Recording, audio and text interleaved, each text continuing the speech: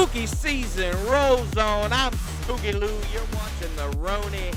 We got Tsunami Tommy. How's your mommy? How we feeling, baby? Pretty good. How about yourself? I'm actually feeling pretty sweet, if I have to say so myself. How about yourself, Spooky Lou? You gotta How's put it. You things on your gotta. side? You gotta make it sweet. I'm a fan, man. You had me from day one. I'll tell you how I was introduced to Tsunami Tommy.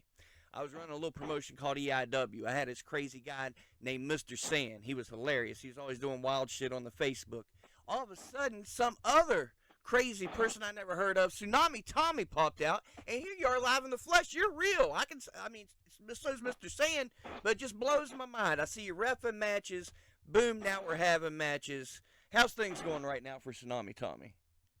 Absolutely amazing, if I have to say so myself. I mean, I'm completely humbled with the opportunities that I have been offered, man. It's been wild. Just I'm only 3 matches in, and the opportunities that I've been offered just in these 3 matches, completely crazy. I mean, first match, very first one, MVW United States Championship match. Now, may I not have walked out with a win?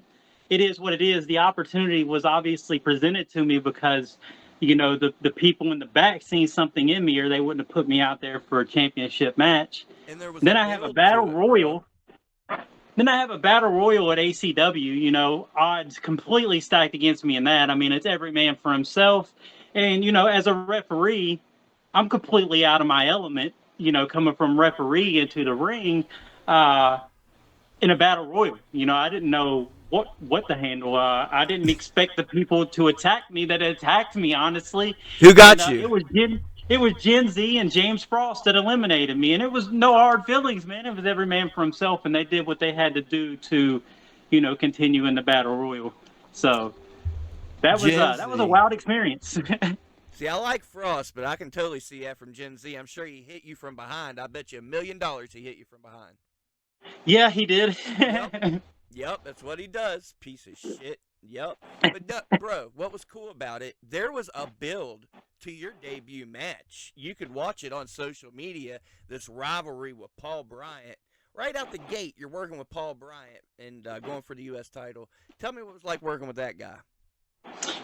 Paul Bryan is, I mean, I'm not taking anything away from that man. He is a phenomenal talent when it comes to being in the ring and standing across the corner from that man. You never know what's going through his head. I mean, he is a nutty individual. He's a crazy character, but he also knows how to get it done in the ring. So I mean, it's been awesome working with him. I've been learning, watching what he does, learning what to do and what not to do, both. But Paul Bryan he's an awesome wrestler, and to see him go around to all these other promotions and see these other people that are putting up a fight, and I put up just as much as a fight, that makes me feel good. I might not have walked out with a win, but he knows who Tsunami Tommy is, and Tsunami Tommy left a mark on Paul Bryant's memory. That's for sure. He's still thinking about me. That's for sure. Hey, and he gave you a slight nod on the Facebook, so you got that out of him. You go from that to a battle royal. Then you're showing up in PWL, one of the top promotions in the state, Premier Wrestling League, Mid Atlantic. You're fighting their former champion, Anthony Rucker. Tell me about that experience. It just happened this past weekend. How'd that go for you? Awesome experience. Dude is a hard hitter. He is a hard hitter. He suplexes heavy. Like, man, the German suplexes that he delivered to me. Wow. Like, Especially that last one. whoo. The kick to the chin, Yep. man, ridiculous. But the thing is I got hit with all that and I still kicked out. It took a finish to finish me. And that made me feel good that I was able to even put up a fight with somebody that is the former PWL heavyweight champion. And to be put in the ring with somebody that is the former PWL heavyweight champion debuting for that promotion, Yep. once again, I was put there for a reason, you know what I mean? So, Looked like a fun show. How was the locker room atmosphere? um, pretty chill for the most part. I mean, everybody pretty much stayed to themselves. It was a pretty chill experience. that's working for you, man. Now, before that, you're doing the ref deal. Let folks know. Let's go into the journey. First off, let me ask you this, because I can't get a good read on you. You're one of those guys. I can't tell your age. I can't tell if you're 23 or if you're 35. I have no clue. How old are you? I'm 35. Oh, look at that. I did know all along. Okay, hell yeah, 35. So, yeah, you're getting in the game a little late, you know. When did you start with the ref and the train and everything? I started about a year and a half ago. Got you. So, yeah, take me into the first day you're reffing. You're finally out there on the other side of the curtain reffing. How'd that go for you? It was an experience. My very first match was repping a Jeff Paul match. So I mean, Okay. you can imagine where my nerves went. I mean, I went out there ready to call it down the line, and Jeff Paul. I mean, he's one of them people in the ring that he makes it very hard to call it down the line because he's an in your face. He'll talk his shit to you, and he doesn't care. You know what I mean? He's a cocky individual, and he will show you that cockiness. Even as a referee, he'll you have to really show him that you're running the thing in there. So I mean, my nerves were there, but it was an awesome experience. My very first match repping. Trying to remember who it was. It was Jeff Paul, and I can't remember who he even faced. It was Jeff Paul, and it was at MVW, and it was Jeff Paul versus somebody. That's how bad my nerves were. I can't even remember who he faced. I just remember it was Jeff Paul. I guarantee you, he got up in your face. I can only imagine trying to reprimand Jeff Paul when he's choking somebody on the ropes, you know, or something like Yeah, that. I mean, well, what do you tell? I mean, get off of him. I mean, I'm not trying to get choked. You know what I mean? I was just a referee. Right. And that's the journey a lot of young guys make. You know, you start maybe cameraman, referee, and while you're training, you're right in there. That's the best seat in the house to learn something. Tell me some things you picked up while you was reffing that you didn't necessarily learn in training, but you noticed reffing and kind of picked up on. Guys will do whatever it takes to win. That's one thing that I have learned as a referee. Guys will do whatever it takes to do that they have to do to win, and they will do whatever they have to do to take a referee's eyes off of the ring to do whatever they have to do to win. You ever have any sleepless nights? You go home and you just know you screwed up, you missed something, your head was turned, manager interfered, cost them the match, and now you know. Tell me about having to go home and put your head on the pillow, knowing you screwed up. It's got to happen. It happens to every referee at least twice a show. I mean, the night that Paul Bryant walked out the MVW United States champion, I knew in the back of my mind, which is why I didn't want to raise his hand, that he cheated. I knew that there was something happened, that he cheated. I had seen him, and me and him had met in several different instances before that. And every time that I had tried to offer a friendly competition, he cheated me. So to turn around and this man holding his midsection, Paul Bryant telling me to count, I didn't see it, but I knew in the back of my mind that Paul Bryant cheated to win the MVW United States Championship, and I had to raise his hand. I had to call him the champion. But it's what I had to do as a referee because I didn't see it happen, and that's what I was saying. Guys like that will do anything they can to get a referee's eyes off of the ring, so that way they can do what they have to do to win. That hits home, man. That hits home. I'm sitting at home out of the wrestling business because of a mistake made by a referee. Let's make it blunt, pure and simple. I get it. I love you, Talise. But I don't know if you've seen the footage, Tsunami Tommy, but I mean, it's the perfect opportunity to bitch. I go in to take the belt from Lane Cali. He says, I'll let you have it, and act like you hit me in the head. Pulled the old Eddie Guerrero on me, and Saturday Night Special gets disqualified, and I'm out of the wrestling business because of this mistake. They ain't even reviewing the footage. They don't give a fuck. They said, peace. I seen it. And he at this past show, he tried to run at the end of the show, and me and James Frost and AJ, Good We didn't let looks. him run. We threw his ass back in the ring. Good looks. I saw that. You was the first to get his ass too. You was the first out the gate. Good looks on that. Was you around the little cocky prick much when you was up at PWL? What kind of vibe you getting from this piece of shit, Lane Callie?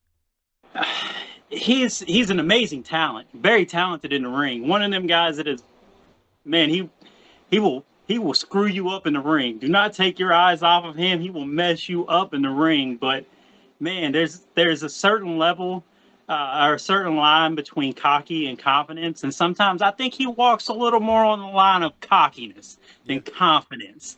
But he backs it up. He backs it up. I, he's the PWL champion, man. This dude is the PWL champion. I'm not even in the wrestling business. Tell me about life not being fair. Like, what the fuck?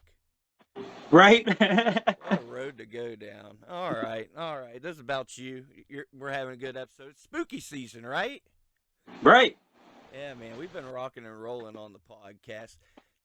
You're one that has made use of social media. It's something I preach on the podcast all the time. What a big help social media can be to an independent wrestler. Give those other wrestlers some tips on the social media. How do you make it work for you? Because it obviously works for you. You're doing something right. Get in people's faces. I mean, talk about yourself as much as possible, because nobody's going to know who you are unless you tell them who you are. Be confident in who you are, and just stay on top of it. If you're a creator of, like, you create some type of content, stay on top of it. Create that content constantly. Post videos, not full videos of you wrestling. Post, just clips of you wrestling on certain social medias to drive them to other social media sites, so that way you're getting double the traffic going there, so that way your algorithms are playing heavier, so that way people can see you. But really just stay on top of it and be confident in yourself. Constantly send people messages saying, hey, I got a show this week, this day, at this place. Come out and support professional wrestling. Don't just come out and support me. Come out and support professional wrestling. There's a whole locker room full of guys who would love to see you out there in the crowd cheering or booing for them, whichever one you want to come and do. So that's really the biggest thing with promotion, is just staying on top of it, staying consistent, and telling people who you are and being confident who you are. When I tell somebody I am Tsunami Tommy, they're like, well, what is Tsunami Tommy? And I'm like, well, when I get in the ring, I literally leave like trails of water places. I like to splish splash on things, and I don't like Paul Bryan or Mr. Sand. That's Tsunami Tommy right now. That's where we're at. That's the roots, baby. We're at the roots right now. I love it. Were you doing any type of content creation before you got into wrestling? Yeah, I did music for 5 years. I Okay. traveled, performed all over the place. Ended up losing my grandfather to lung cancer, and it just it took all like motivation out of me to do music. I'm to the point now I don't even want to look at a pen or a pad. Music just, it wasn't for me anymore, and I got into this really depressed state. My kids were actually on. I was scrolling through Facebook one day and I seen ACW had a post about there was going to be a show, and my kids seen it, and they was like, "Is there going to be wrestling?" And I was like, "Yeah, it's at Buffalo Wild Wings." My kids begged me to go, so we went to the show. I seen the smile on their faces, and that was the start of it. It was like, wow, like these guys are out here, like they're having fun, but they're like, I'm watching my kids and the smile on their faces and the smile on everybody else's face. And it was like, coming from doing music, it was like, this is what I used to really enjoy, was making people happy and getting them out and giving them something to do. So I had joked around with my family and, told them I'm going to start training for wrestling. And I really wasn't serious about it at first. We went to a show at the Putnam County Fair. I was sitting in the seats, and there was this little girl. She was walking around as she was getting autographs from everybody. She walked over to Suicide, and she got an autograph from Suicide. I was sitting there with my two little girls, and she walked over to me, and she said, "Excuse me, are you a wrestler? Can I have your autograph?" And I was like, sweetheart, I'm not a wrestler. You know what I mean? Like, I'm just here to enjoy the show. Like, Yeah. and her mom came over and like got her away from me. And when I got up and left, I just, that was, that was the universe telling me, you need to go train to be a wrestler. Yeah. This is what you need to do. So that day I got online and I started doing research on where I could go and train at. I ended up finding Maximum Velocity Wrestling, and that was the start of it. That's awesome. And it was a crazy story. I started training. My second training, I ended up taking a front roll the wrong way, and I had an AC joint separation in my shoulder Oh, fun. and was out for 6 weeks. Second day of training. Mm. But when I walked back in after my 6 weeks of my shoulder healing and me still continuing to be in the gym every day, 6 days a week, I was running, I was still doing leg day. People were like, "You're in the gym with a sling on your arm." And I'm like, "I got a whole lower body to work." Hell Like, yeah. you know, I, I can't stop progressing because I hurt my shoulder.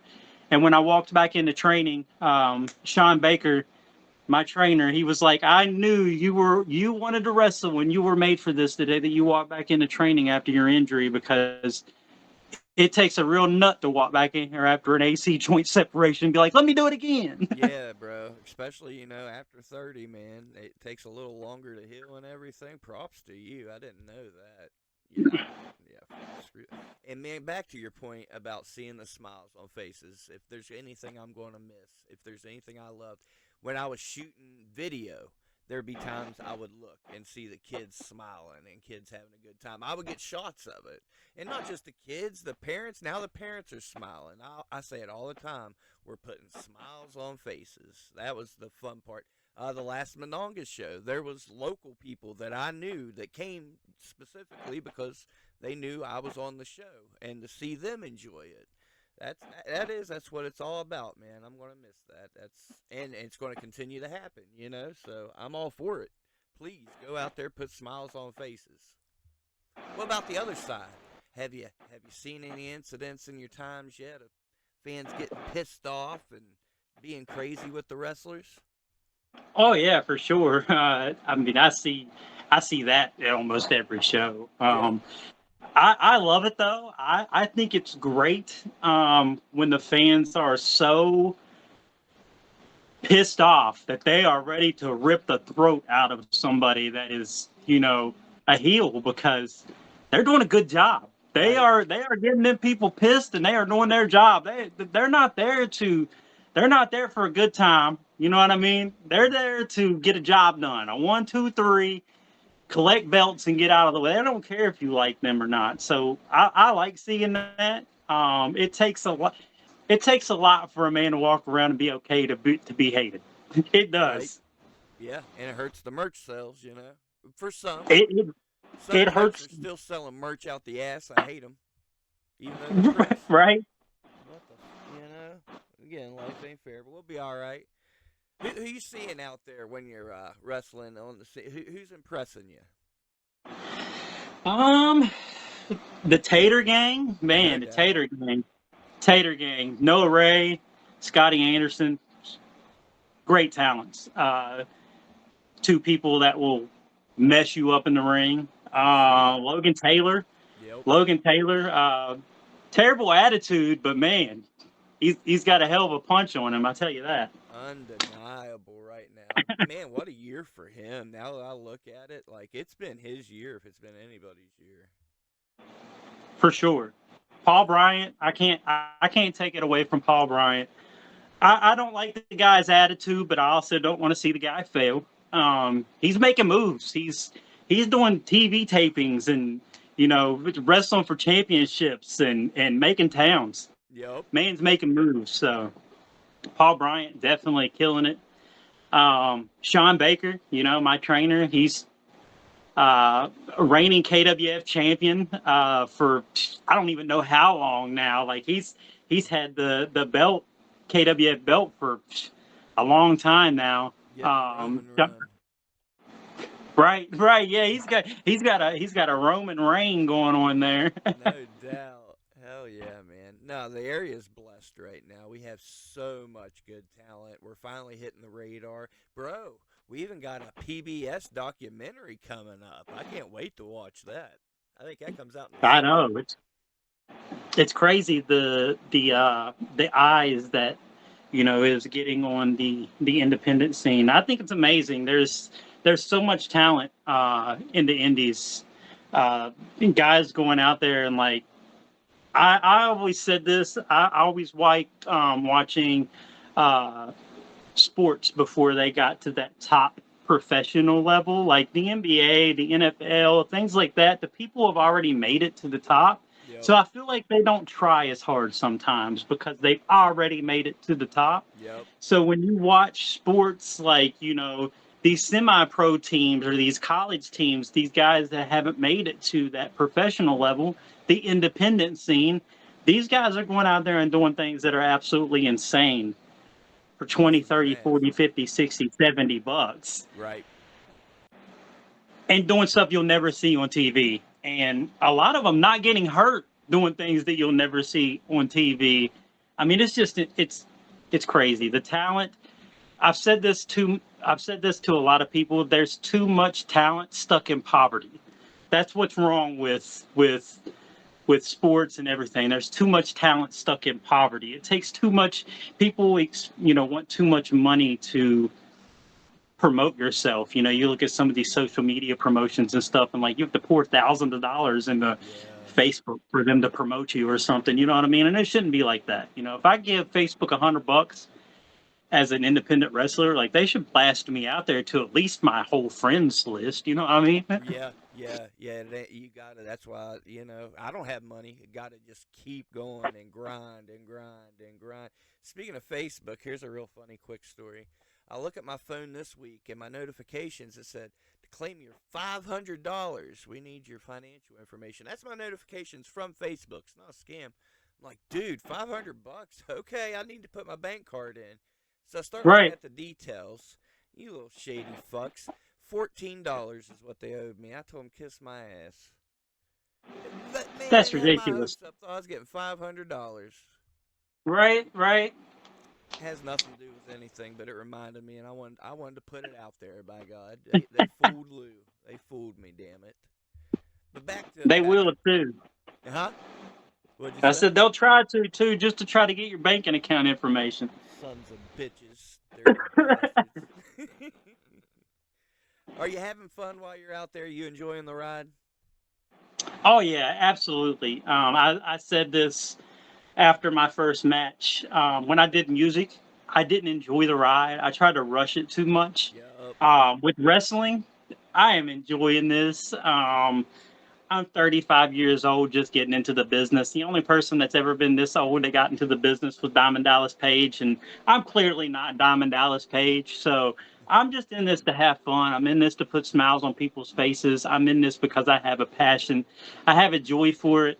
My kids love it, and my youngest daughter, she wants to train. So like long term, that's where my head is I want to learn, I want to travel, I want to put my foot in the door in as many places as I can so I can help my daughter if she wants to come in and she wants to be a professional wrestler, because I want to support her in what she wants to do in her dreams and her goals. So if that's what she wants to do, then hey, if dad has to go out there and take a couple of bumps to get, my daughter, her foot in the door, and she doesn't have to work as hard to get her foot in the door as I did, and I can, kind of help her up a little bit, Yup.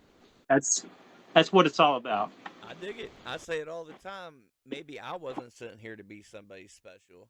Maybe I was sent here to make somebody special, raise them right, and then they're going to do something crazy. So I definitely Yep. get the philosophy. I like it. That was one of the first things that Sean Baker told us in training was leave the business better than you found it. Yep. And that's my long-term goal is leaving the business better than I found it, because if I can take not just my daughter, but one of these other 8, 9, 10-year-old kids that are sitting in the crowd at one of these birthday shows, one of these trick or treat shows, one of these uh, Christmas shows, or a BW Buffalo Wild Wings show, whatever it may be, if there's an 8, 9, 10, 11, 12-year-old kid in there that gets inspired that says, hey, I want to go work out. I want to be a professional wrestler. I want to train when I get to an age to train. And we give them something to look forward to. You're leaving the business better than you found it. You're getting out there and doing something. So that's really Well, what it's about. and not even if it doesn't even go that far, which that's the perfect plan. That's awesome. But even if they're not inspired to be a wrestler, on a Saturday night, you put smiles on their faces. You gave them something to watch. They weren't on their iPads or on YouTube or the same old shit. They were doing something different that's been going on for hundreds of years. People have gathered and watched this in person, man, and you can't beat it. Yeah, And you can. It's back to what that, that there we go. See, that's the disadvantage of not being able to see each other. Go ahead. the energy of just being out there and people yelling your name. That's something that you don't experience as a referee that I've got to experience as a wrestler. Even when you are getting your ass kicked. This past Saturday, Uh-huh. Anthony Rucker was literally kicking my ass, and the only thing I heard was this little kid screaming, "Get up, Tsunami! Get up, Tsunami! Get Hell up!" So yeah. what did I have to do? I had to get up. I had There to you get go. up, and I had to fight for that kid. Yeah. And that's what I did. I got up, and that's an energy that, man, it's an adrenaline rush. When you got a group of kids screaming, wanting you to get up, Yeah. and they want to see you beat up this man that's this bad guy that he deserves to get the paws. He needs a swimming lesson. Uh-huh. That's an amazing feeling when these kids are yelling your name. Hell yeah, man. Hey, I've had a few spooky chants, man. Nothing feels better in the world. So, yeah, man. You're making me miss this shit. You're killing me here. When you were talking about, enjoying it and taking it in at the Mononga show, part of me thought it was probably my last show, and I said I'm going to go here and I'm going to enjoy it, and that's exactly what I did. I knew that things could possibly go south. They went as south can get, but when I walked there, I made sure to walk there because this show was within walking distance. I Right. reminisced and I said, let's just enjoy this one last go, and that's what it did. So you never know when it could be your last show, man. Shit happens. So Right. enjoy it. What do we got coming up? Right now, I know that I have MVW coming up on December the 7th. I know I'm going to be in the building in action. I don't know what I'm doing on December the 7th, but I am going to be in the building in Nitro, West Virginia at MVW. And I am currently looking for November bookings for, promotions in November. How I do how have far are you to. willing to go? Because we got people watching all over. You want to go to PA and Ohio? Where you want to go? Oh yeah, I'm willing to travel wherever. I just have to I have to run it through my trainer right now to get the okay from him before I take any bookings. But I am looking for bookings. Gotcha. Good looks. I gotcha. Hell yeah, man. Where can the folks find you on the socials? Tsunami Tommy everywhere, literally. Hell yeah. What you doing on Tik? You got a TikTok?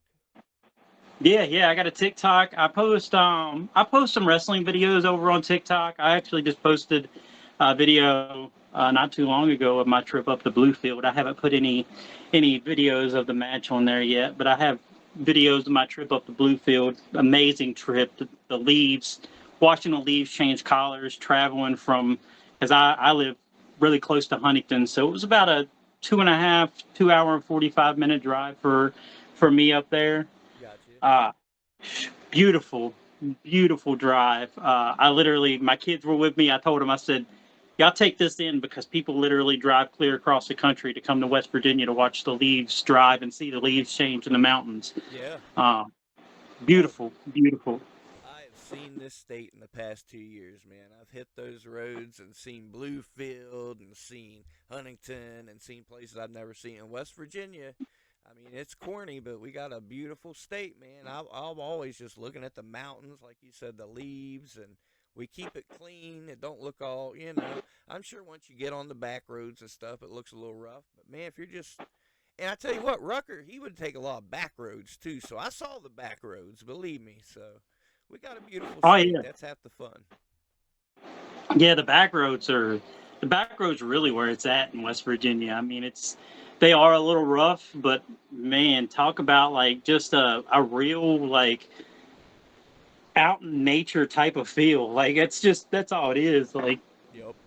you're just out in nature. Enjoy it, take it in. Like some things you won't see. You're not going to drive down and just see the big rocks on the mountainside with the water running down them, or in the wintertime, man, them giant icicles that form on the cliff sides are Yep. absolutely insane. Yeah, well, hell, it's not hasn't rained here. It barely rains here, so there ain't gonna be no more water running. I don't know where the water's coming from. Well, I mean, it only rains when I come into town, I swear. You better get to work. You better get them bookings. You need to come down to Fairmont. You need to get it, man. My damn front yard looks like shit. I'm gonna take a picture and post it so you can see what this no rain is doing. Terrible.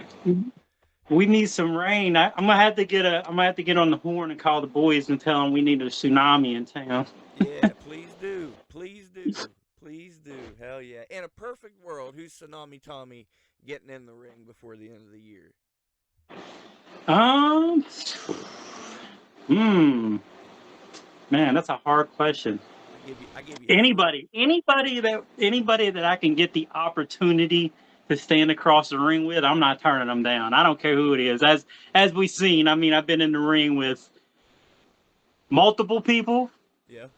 MVW United States champion and former PWL heavyweight champion. So I don't care who the opponent is. Line them up, and I'll do my best to knock them down. I've been taking notes. That's the biggest thing is I'm at the beginning right now. I'm building a playbook, and every time that I go out there and I take an L, I don't take an L. I learn a lesson. Yeah. So it's going to come a point in time that I've learned enough lessons that I'm going to go out there and like they're not going to be able to hang with me because I'm gonna have the knowledge up there. I'm gonna have the seasoning. I'm gonna go out there and give it to them. I got you. And I kind of got to give these promoters shit, man, because they threw this brand new guy in there into the top matches just to get you beat up. Basically, they're trying to get your ass kicked. They're Right. throwing you in there with the best. But that's all right though because what they wanted to happen didn't happen. And hopefully they seen that and they understand that I'm serious. I'm serious when I say that I train hard. And you might knock me down, but I get up and keep on going. And I say it all the time: iron sharpens iron. So put you in there with those big names, and those the experienced guys. That's only gonna make you better. Right. I dig it, my man. I appreciate you joining us. I've kept you for over a half hour. It's been a hell of a week, and you're part of that, so I appreciate the hell out of you. Before I let you go, if there's anything you want to put out there, anything you want to put off your chest, anything at all, you sell some merch, upcoming matches, whatever you want to say, the platform's all yours, sir. Merch, you can. I do have shirts. I got uh, seaweed jars, as I call them. I got What? bandanas and all kinds of stuff. So Uh, is it a jar full of seaweed? You gotta explain the seaweed jars. it's a jar that you put your own seaweed in. I got you. Okay. All right. It's It's different. it's more of an adult item. Got you. Got you. I got I all dig it. kinds of stuff though. I got shirts, I got bandanas, I got glasses, I got sand buckets, I got all kinds of stuff. You can check it out. Go to Tsunami Tommy on Facebook or Tsunami Tommy on TikTok, and you can find the links to all of my merch. Um, Only other things that I have to say is make sure that y'all go to YouTube and you subscribe to WrestleRoni and you subscribe to Tsunami Tommy on YouTube and subscribe to Maximum Velocity Wrestling because that is like my home promotion where I train and that is where you will see me in action every time that they have a show. I will be there doing something, ruining something, giving Paul Bryan a hard time, I'll be doing something. So make sure Guaranteed. y'all go and subscribe to those YouTubes. And I appreciate Spooky Lou and giving me the opportunity to come on this platform and talk about who Tsunami Tommy is. Because let's be real, if you're not on WrestleRoni, are you really doing anything in independent wrestling in West Virginia? Ah, I love it. Thank you much, my man. I appreciate it. And that's why you're on here. From when you started with this Facebook stuff, you got my attention. And, and it was fun. And you keep it fun. And I believe in what you're doing, my man. Just stay the course. Keep doing what you're doing. Don't let your foot off the gas unless you have to. Unless you have to for those girls and the family. Believe me, I'll first tell you that. But stay the Right. course. Spooky Lou don't take up for many, but you're part of the Roni. You're part of my focus. Let's see what you do. I'm excited to see what you do, my man. I appreciate it. Hopefully soon. Hopefully soon. The one promotion is going to mess up. They're going to put me in there with a champion, and I'm going to walk out with a strap. I'm going to catch somebody. I'm going to catch somebody looking, and I'm going to walk out with a strap. One of these promotions is going to mess up, Yeah, and hey, they're going to put me in there. let them keep doing it. Let them keep doing it. Keep doing what you're doing. I'll ask you to hang on the line, Tsunami Tommy. To the listeners, this is why we do it, man. Folks living their dream, starting it out at 35. I can relate. I dipped my toes in the water, I think, at 39. So got you beat just a little bit. But go out there, live your dreams. Don't take no shit from nobody, but treat each other with kindness and respect. It's spooky season. We got plenty more to come. Tsunami Tommy, we got Tyler Jacks coming up on the next episode, and I'm dreading the hell out of that. So I appreciate having you on here, lifting my spirits.